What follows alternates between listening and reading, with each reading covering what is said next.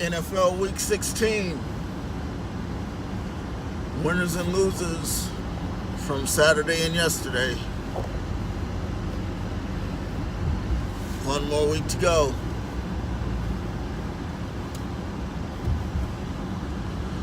Who still has gas in their tank? And who's running on fumes? All of that's coming up next.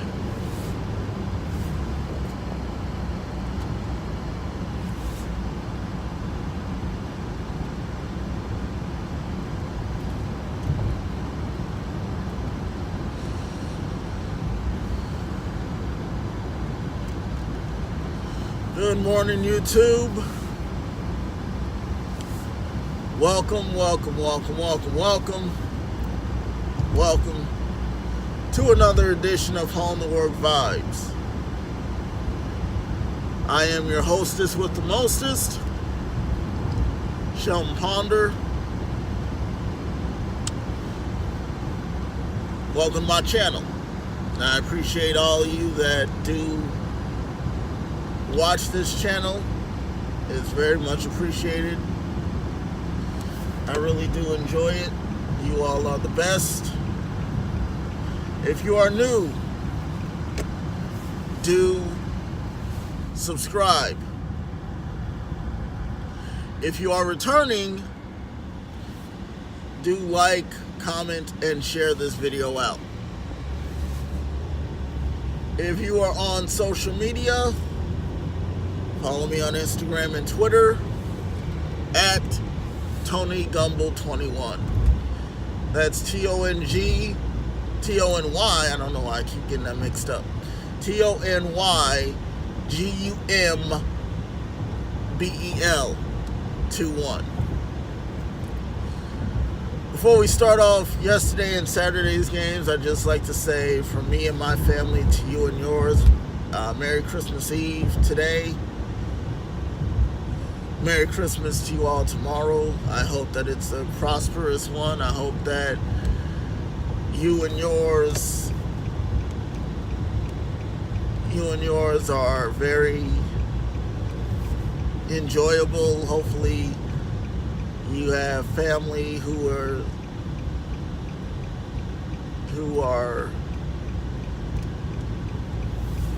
hopefully you have family that you're able to see, and to all those families who are missing someone, just know that they love you. Just know that they love you. But from my family to yours, Merry Christmas and Happy Holidays. All right. Just need to get that out the way. I'm sorry, I'm starting to get a little emotional. But anyway, I'm going to keep it together. All right, yesterday, Saturday actually. Wow. We had some big games. We had two games go on. We had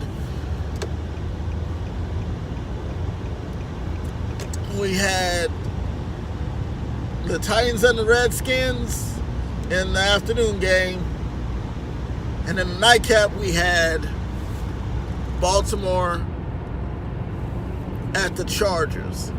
Now, when we look at Baltimore, everyone has been counting Baltimore out.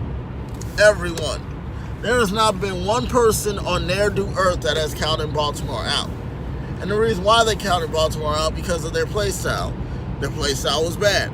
But guess what? You put this young quarterback, Lamar Jackson, in, and you have no idea what he's capable of. None whatsoever.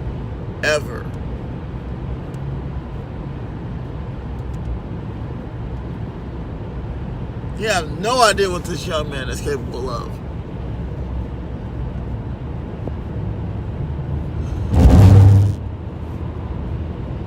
None. No idea. No idea what this young man is capable of. This young man is capable of a lot. And when I mean a lot, I mean a lot. But we're gonna start off with the Saturday afternoon game. You had the Titans and the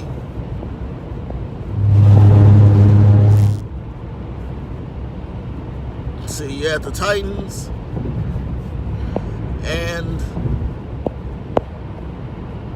the Redskins. Now, let me see here. Titans are a good team. Titans are a good team. Don't count the Titans out. Don't count the Titans out. They have they might not have an outstanding core of players, but I mean, you give the ball to Derrick Henry, that young man can run. You see that 90-yard run against oh man, I forgot what that team was. Yeah, he can run. That young man can do everything.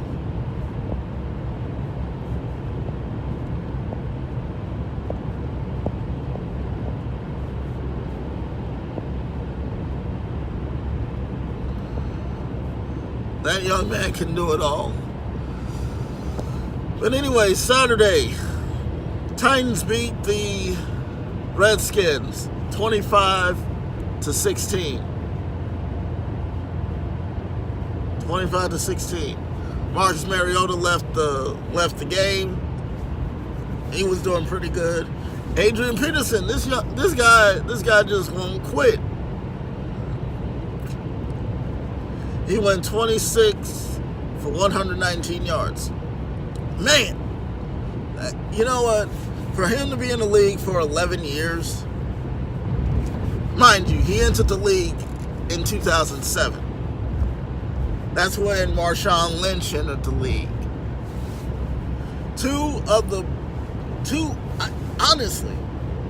Honestly, two of the best running backs are still in the game. Well, wait a minute. I take that back. Frank Gore is still in the league, and he's doing wonders as well. And Frank Gore has been in this since 2001. 2001 he entered the league, and he's just been blowing up defenses like hotcakes.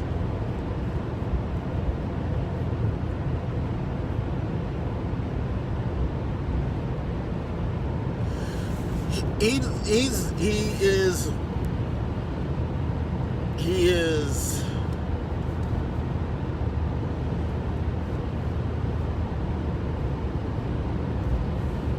he's something else. He is something else. Now, moving on to the nightcap. You had the Ravens versus the Chargers. Lamar Jackson, whose team actually won, 12 of 22 for 200 for 12 of 22 for 204 yards, 1 touchdown.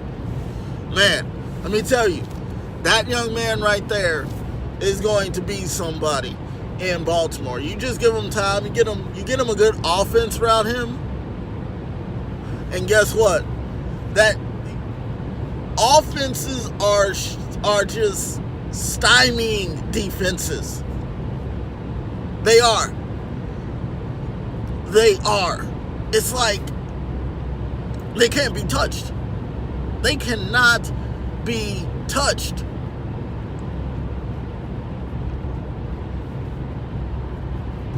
And when you really look at it, guess what? Defenses are just shaking their heads like, what are we going to do? What are we going to do? Man, you cannot. I'm telling you, 2018 and beyond is going to be the year of offenses. 2018 and beyond is going to be the year of offenses, because offenses now, woo! You want to talk about playing. Oh my goodness. Offenses nowadays are just phenomenal. I grew up in the 90s, and the 90s defenses were all the rage. Oh, everybody wants this guy. Everybody wants that guy. Guess what? 2018, offense is the way to go. Offense is the way to go.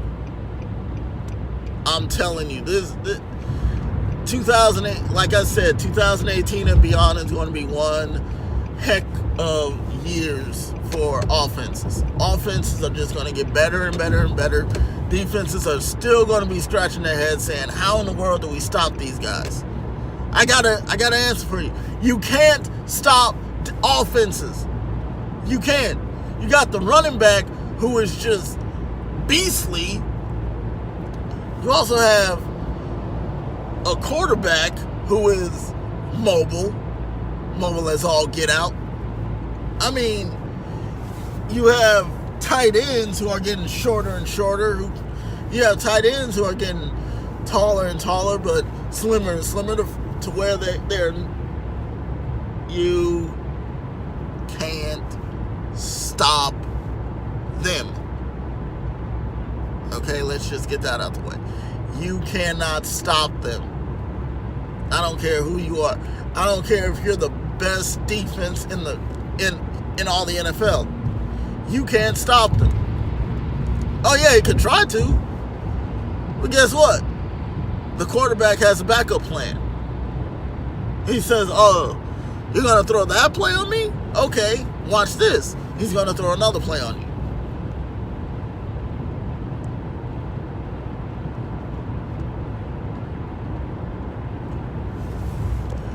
And then we head to yesterday's games. We had some big games.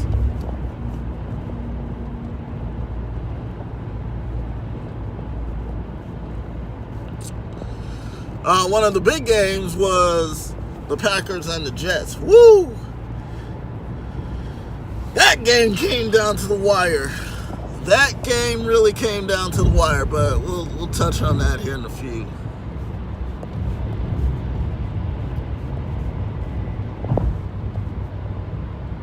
Let's see. All right. Now, Colts. Giants was at the coach yesterday. Andrew Luck, 31 for 47. Listen to me when I say this. 357 yards, 2 touchdowns, and 1 interception. That's another team you can't count out. Now the Giants, they got this new guy, Saquon Barkley. Incredible running back. But their season is done after next week.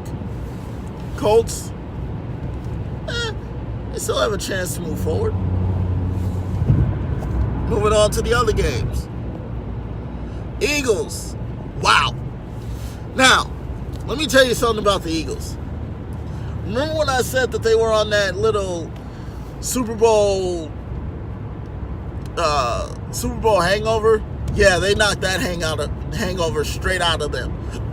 They got that hangover out of them. Because to go into a hostile environment like LA and beat the Rams the week before on Sunday Night Football, then to come on Sunday afternoon just a week later and edge the Texans by 2. You just took down the AFC South's best team right there. You edged them by 2. And guess what? Guess what? Nick Foles was 35 for 49. Get this. 471 yards, 4 touchdowns. 471 yards. Man. Nick Foles looks like the Nick Foles of last year. who took the reins after Carson Wentz went down. And Carson Wentz went down, I believe it was week 15 or it was either between week 15 and week 17. But man, I'm telling you, talk about the Eagles. Every sports analyst counted the Eagles out. Said, oh, the Eagles aren't going to go anywhere. The Eagles aren't going to go anywhere. Guess what? The Eagles are shutting up their naysayers. Now, are they going to go to the playoffs again? Absolutely. How deep can they get? We don't know. We do not know. But the Eagles are playing some tough football. I mean, to go into LA, and that's a long flight. That's a long flight from Philadelphia to LA. That is a long flight. It's like a 4.5, 5 hour flight.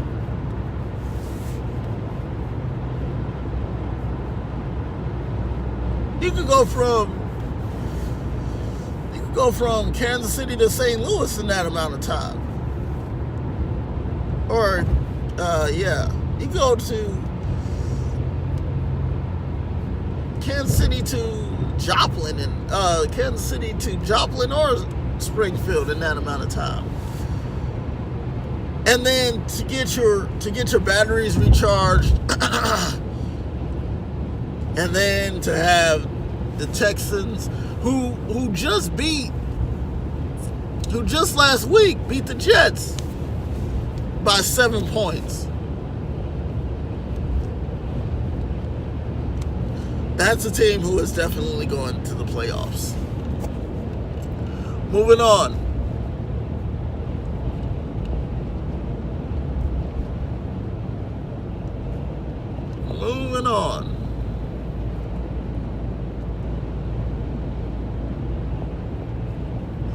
The Packers. Wow. I'll tell you, the Packers are the Packers, wow, See, let me tell you something about the Packers. The Packers are a team that you want to count out, but you can't count out. Because, as I said, the Packers might have fired their head coach, but the interim head coach is not doing too bad. Somewhat, he's not doing too bad. And I think their next head coach should take into account that it's not just one guy. It is 52 other guys. Now, do I think Mike McCarthy is a good coach? Absolutely. I think he's a great coach. I think he is. Now, do I think he's capable of leading a team to the playoffs and maybe the Super Bowl? Yes, I do. But when you have a tenured coach who is set on several principles of the job, and you and your quarterback, you know what? The quarterback and the coach should not be buddy-buddy. And that's what I think Aaron Rodgers and Mike McCarthy were. I think they were buddy-buddy. But that's not your job. Your job is not to be your quarterback's buddy. Your job is to be the head coach. Your job is to make sure that your offense and defense are stout. That's your job. And when you favor your quarterback more than you do your other players, That's really a favoritism type thing going on. You're playing favorite to your quarterback, when in essence you shouldn't be doing that. But either way, you know, you start thinking about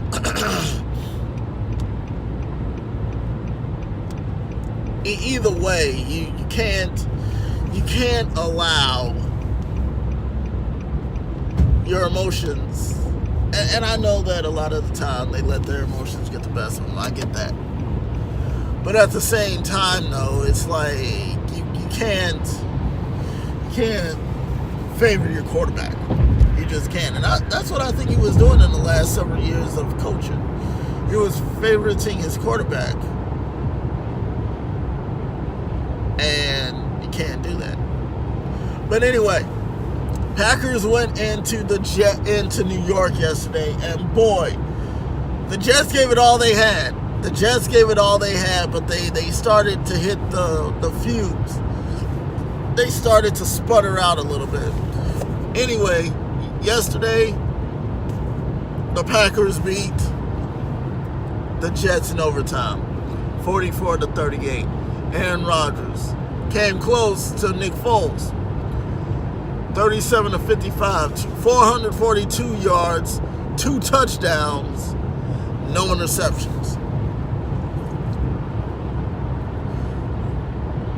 Once again, there is a running back on this team named Jamal Williams, who is just oh my goodness, he is something else. He went 15 for 95 yards and 1 touchdown.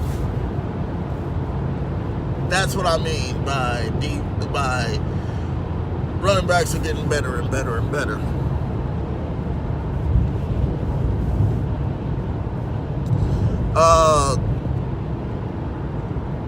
New England obviously won. I'm not going to give you the score of that because I don't have that score in front of me. But I got all the other scores. Let's see.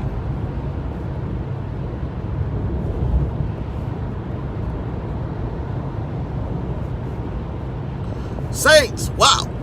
Saints. Woo. Talk about. Oh yeah, Dallas beat the Buccaneers to advance to the NFC, to clinch the NFC East championship, to clinch a playoff spot in the playoffs. Saints beat the Steelers yesterday, 31-28. Now Pittsburgh had them. I don't like Pittsburgh. My former boss, who I still love and I still adore very, very much, loves Pittsburgh. I don't know why anybody would like Pittsburgh, but anyway, that's neither here nor there. But New Orleans, man, they are really starting to get the hang of this. Like they haven't been here before. They have been here before. Oh my goodness. The Saints beat the Steelers 31-28.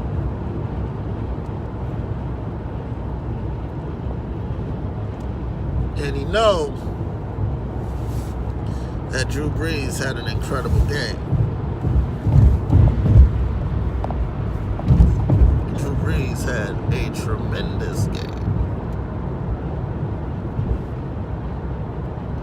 And this guy, Michael Thomas, he's 1 reception for 109 yards, 1 touchdown.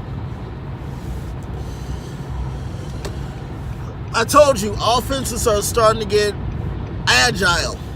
They really are. They really, really are.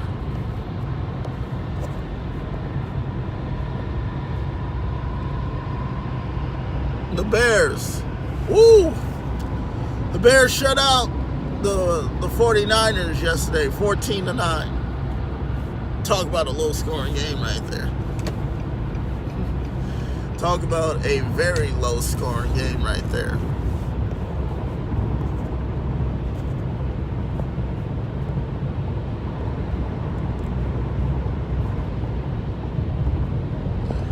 Alright, last but not least, the game of the night. Chiefs and Seahawks. Chiefs have a chance to close it out.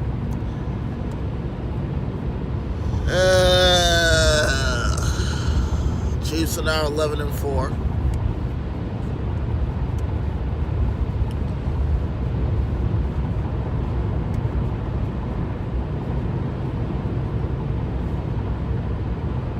Chiefs are 11-4. Drop their second straight game.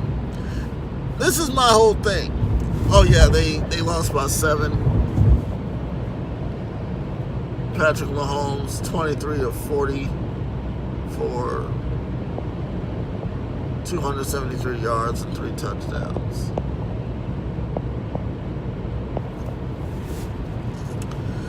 Two of my favorite teams are going at it, and I hope that my home team could have won it, but this just goes to show that the Chiefs sputter towards the end of December, which is what puts us in the wild card, and we're not able to capitalize. Now, the only thing that we have to do is go 12-4. If we can win next week, I don't know what's going to happen, but we had a chance. We had a chance against New England. We had a chance against LA. We had a chance against the Chargers. We had a chance last night against the Seahawks. But one thing is true. Our defense is the problem. Our defense is clearly the problem. I was on Twitter this morning, and everybody who I have